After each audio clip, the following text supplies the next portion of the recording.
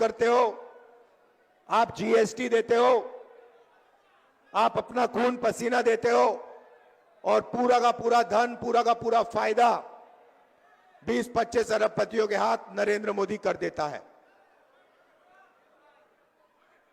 संविधान की रक्षा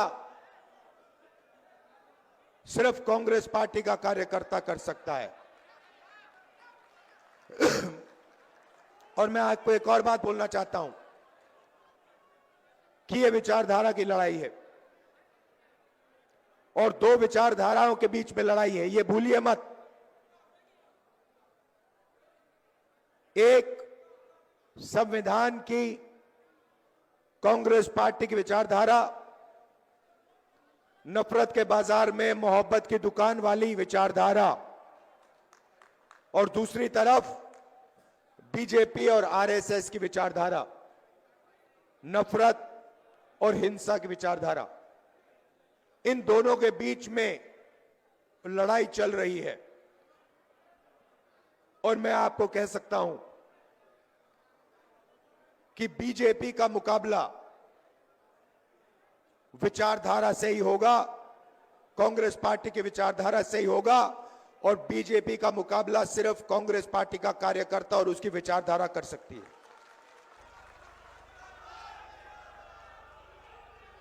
मैंने अपने भाषण में महाराष्ट्र के बारे में बोला। इलेक्शन कमीशन से हम आंकड़े चाहते हैं। महाराष्ट्र में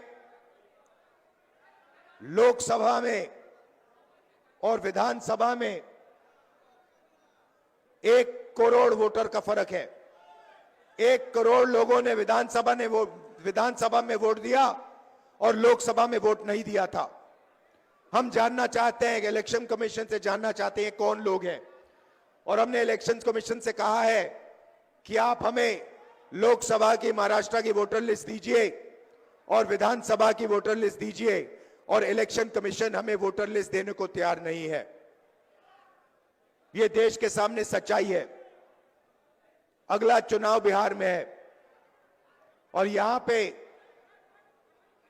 यह क्रांतिकारी प्रदेश है। देश में जब भी बदलाव आता है यहां बिहार से आता है, आप लोग करवाते हो। और इसीलिए कांग्रेस पार्टी को, इंडिया गठबंधन को एक साथ मिलकर बिहार में बीजेपी और आरएसएस को हराना है। यह विचारधारा की लड़ाई है। आप सबको तैयार हो जाना चाहिए। आप बब्बर शेर हो कांग्रेस पार्टी के, बब्बर शेर हो, टाइगर हो। आप तैयार हो जाओ।